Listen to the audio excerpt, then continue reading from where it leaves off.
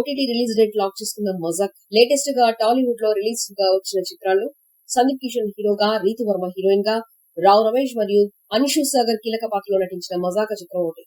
త్రినాథ్ రావు నటిన దర్శకత్వంలో రూపొందిన ఈ చిత్రం థియేటర్స్ లో ప్రేక్షకుల్ని ఒకే ఎంటర్టైన్ ని అందించింది.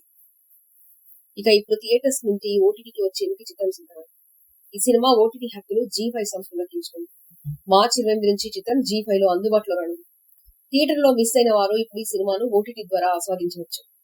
లిగైన్ జేమ్స్ ఈ సినిమాకు సంగీతం అందించగా, రాజేష్ చందా ఈ చిత్రాన్ని నిర్మించారు.